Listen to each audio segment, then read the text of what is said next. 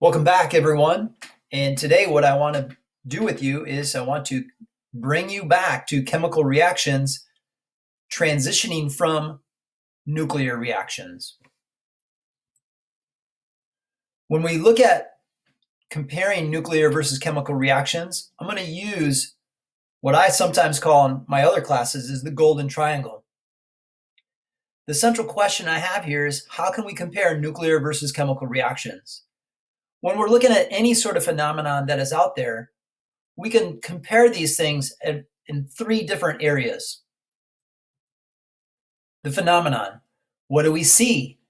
Whenever we're outside or in our world, we can examine different things and we can call those things phenomenon.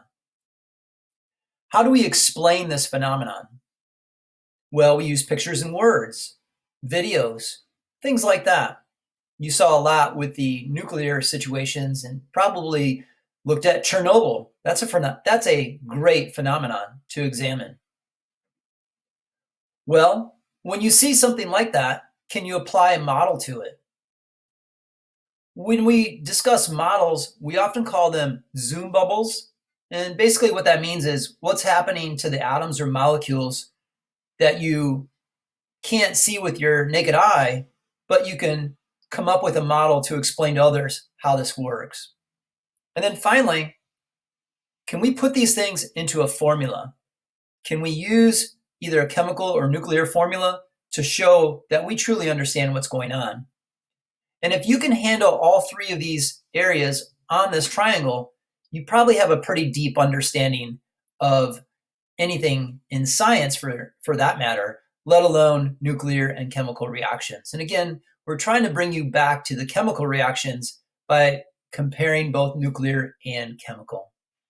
Let's take a look at our nuclear reactions first.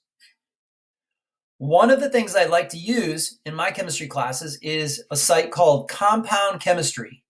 And with Compound Chemistry, different graphics are provided and they're pretty cool. I really like this graphic here, which shows you how a nuclear reactor works. And in this situation, you have illustration that's numbered and labeled that shows how the parts of a nuclear reactor.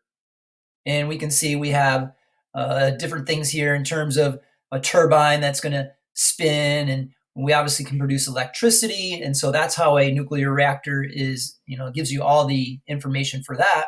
We also have some formulas over here that describe nuclear fission, and it shows you some different types of formulas, it looks like.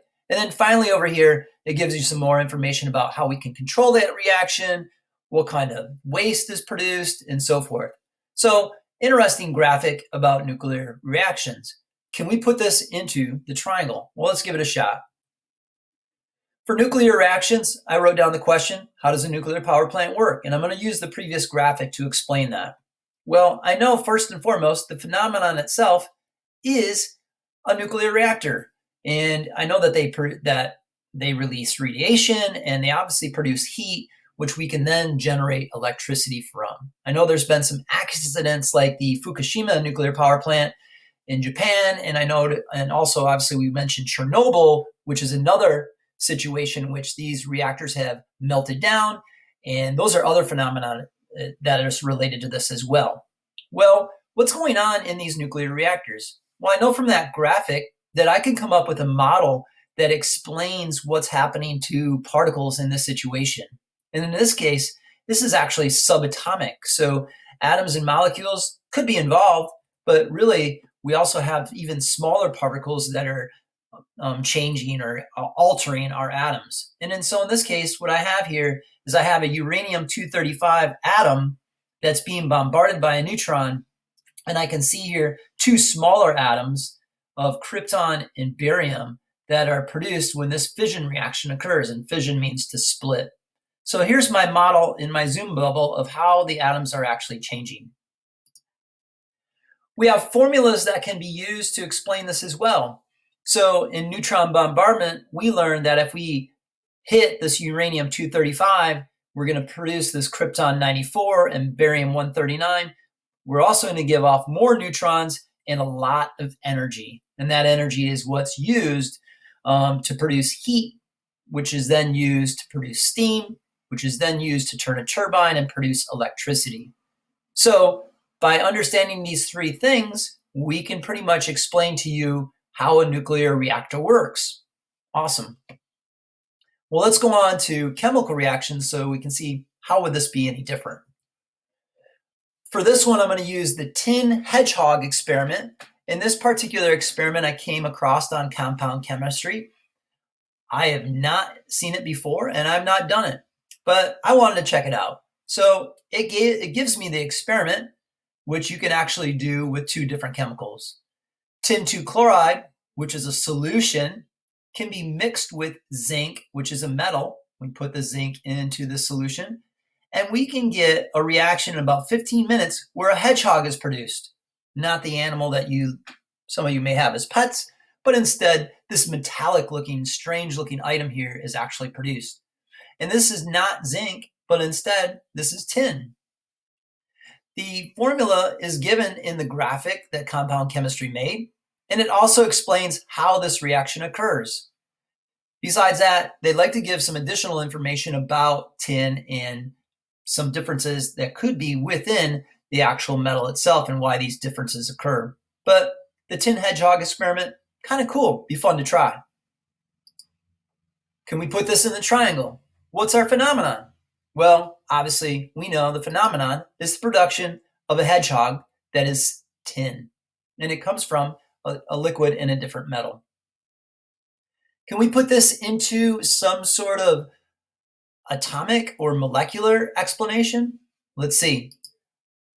Sure enough, if I use a zoom bubble, I can have different atoms, chlorine and tin, are all combined together here, forming that solution. And I show my zinc that likes to come in here and replace the tin. So, and we see that on the other side. Notice though, on both sides of the arrow, our atoms are all the same. However, we get a different arrangement or different molecules that exist in this reaction.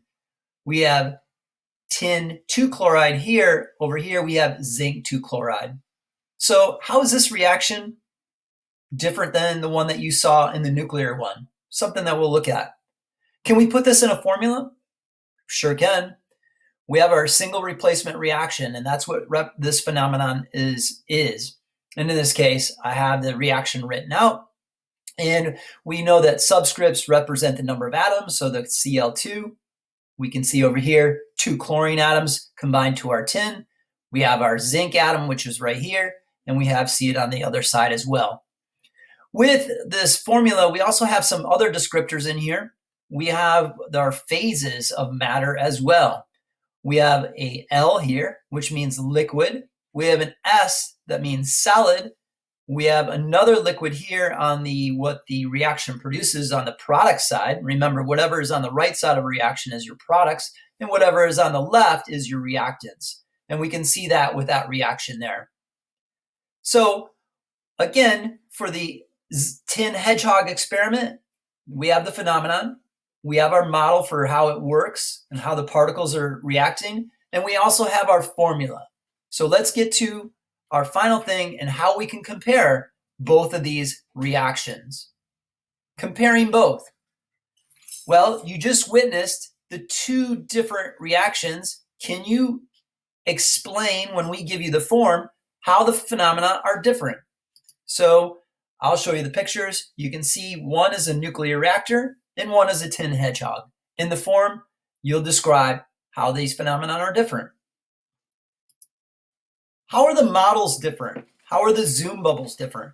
That's something that you'll need to do as well. What's different between a nuclear and chemical reaction at the atomic, molecular, or in this case, subatomic levels? Then finally, we have our formula. So as we can see here, we have two different formulas, a nuclear reaction formula and a chemical reaction formula. Can you compare the differences between the two? I hope you enjoyed the show, and hopefully you'll have a better idea of how chemical and nuclear reactions work, and you'll be able to compare them both so that we can continue learning more about